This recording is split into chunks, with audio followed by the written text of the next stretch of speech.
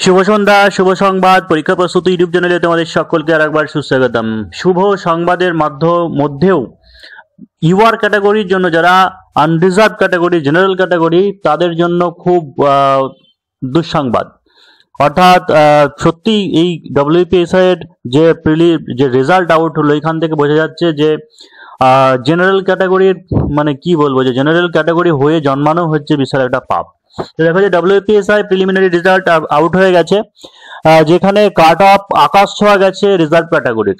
অর্থাৎ cut off দেখো যে জেনারেল ক্যাটাগরির ক্ষেত্রে কাট অফ গেছে 150.5, যেটা মেনে নেওয়া যায় না। সেখানে ইডব্লিউএস কত হয়েছে 96.5, শিডিউল কাস্ট কত হয়েছে 129 হয়েছে, শিডিউল ট্রাইব কত হয়েছে 100 হয়েছে, ওবিসি এ হয়েছে 135.5 এবং ওবিসি বি হয়েছে 134। অর্থাৎ এতদূর এসসি এসটি এগুলো বাদই দিলাম, যে একটা ইউআর আনরিজার্ভ ক্যাটাগরির সঙ্গে ওবিসির কাট অফের ডিফারেন্সও কত হয়েছে 16-17 নম্বর। ফিমেলের ক্ষেত্রে কাট অফ কত হয়েছে ইউআর 138.5, ইডব্লিউএস হয়েছে 97, শিডিউল কাস্ট কত হয়েছে 118, শিডিউল টাইপ কত হয়েছে 110, ওবিসি এ কত হয়েছে 118 এবং ওবিসি বি কত হয়েছে 120। কোশ্চেন অবশ্যই ইজি ছিল, সেই হিসাবে তাও যতই হোক 135-40 সবাই এরকম একটা এক্সপেক্ট করেছিল, হয়তো সেরকমই কাট অফ হতে পারে। কিন্তু একটা জিনিস দেখো যে পিএসসি যেমন প্রিলির ক্ষেত্রে যে কাট অফটা করা হচ্ছে, যেমন ওদের ক্ষেত্রে কি হয়েছে, জেনারেলের কাট অফ হয়েছে 49, ওবিসি হয়েছে 48, ওবিসি এ হয়েছে 47, মানে এরকম এক এক করে গ্যাপ রয়েছে। কিন্তু পুলিশ বোর্ডের ক্ষেত্রে ব্যাপারটা জানি না, রিজার্ভেশন ক্যাটাগরির বা কিভাবে কি করা হয় বা কতক্ষণ পাস করা হয়, কিন্তু এই এসসি এসটি বা জেনারেলের সঙ্গে কিন্তু বিশাল একটা হিউজ ডিফারেন্স হয়ে যাচ্ছে। তুমি একটা ভাবো যে একটা ইডব্লিউএস ক্যান্ডিডেট যে 96 পেয়েছে, নাচতে নাচতে বলবে আমি কোয়ালিফাই পাস করে গেছি, আর একজন 150 পেয়েও একটা জেনারেল ক্যাটাগরি কি বলবে, সে পাস করতে পারেনি, সে বালিশের তলায় মুখ বুজে কান্না করবে।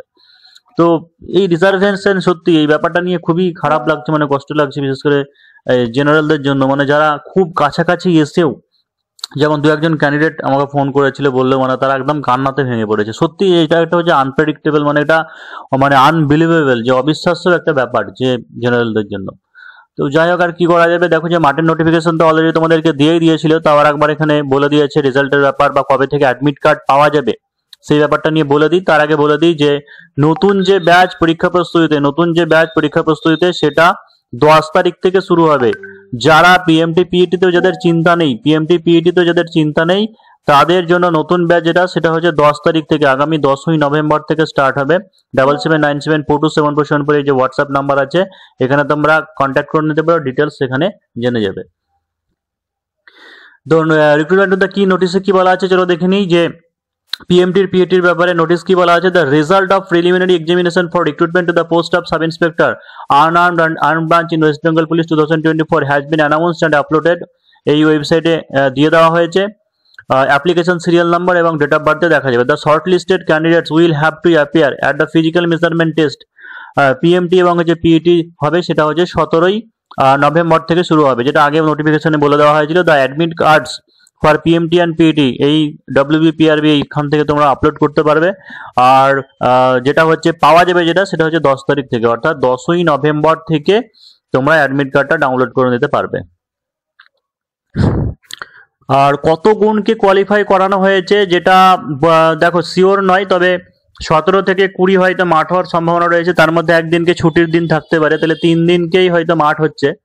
3 দিনকে যদি মাঠ হয়, মনে হচ্ছে যে খুব কম গুণ পাস করানো হয়েছে, অর্থাৎ 10 গুণ, মোটামুটি 10 গুণকেই কোয়ালিফাই করানো হয়েছে, এটাই হতে পারে।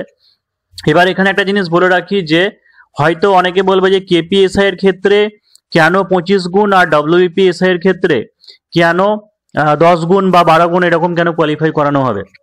তো একটা জিনিস, যখন কম ভ্যাকান্সি থাকে, কম ভ্যাকান্সির ক্ষেত্রে পিএমটি পিইটির যারা পাস করবে, যদি হাই কাট অফ বেশি হয়, তাহলে সেই ক্ষেত্রে মাঠে প্রচুর কেটে যাওয়ার সম্ভাবনা থাকবে। এই কারণের জন্য কি হচ্ছে যে বেশি গুণকে পাস করানো হয়। যেমন এসওয়াই এরও একবার 140 খানা ভ্যাকান্সি ছিল, সেখানেও যেমন প্রায় 25-30 গুণকে কোয়ালিফাই করানো হয়েছিল। কিন্তু ডব্লিউপিএসআই এর ক্ষেত্রে কি হয়েছে, ভ্যাকান্সিটা অনেকটা বেশি থাকছে, অর্থাৎ 1131 ভ্যাকান্সি। এখানে যদি 10 গুণকেই কোয়ালিফাই করানো হয়, তাহলে হচ্ছে 11,000 প্লাস ক্যান্ডিডেট পাস কোয়ালিফাই হয়ে যাচ্ছে। তো এই কারণের জন্য মেন্সেরও একটা খাতা দেখারও একটা ব্যাপার থাকে, সেই কারণের জন্য কি হয়েছে যে 10 গুণকেই পাস করানো হয় ডব্লিউপিএসআই বা যেখানে ভ্যাকান্সি বেশি থাকে।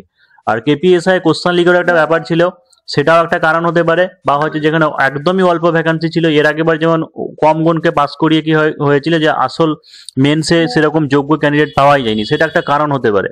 তো এটা শিওর নয় 10 গুণ নাকি কত গুণ, তবে এরকমই হওয়ার সম্ভাবনা, অর্থাৎ বেশি গুণকে কোয়ালিফাই করানো হয়নি, সেটাও একটা কারণ হতে পারে যে আনরিজার্ভ ক্যাটাগরির কাট অফ এতটা বেশি যাওয়ার পিছনে। যাই হোক, আপাতত এখন এখানে ভিডিও শেষ করলাম। তো মেন্সের ব্যাপার নিয়ে অবশ্যই ক্লাস আসবে, যারা নিজেরা সেলফ স্টাডি করতে যাও তোমাদের জন্য বলে দেবো, যারা পেড কোর্স নিতে চাইছো তোমরা 7797942747 এই নাম্বারে হোয়াটসঅ্যাপে কন্ট্যাক্ট করে নিতে পারো।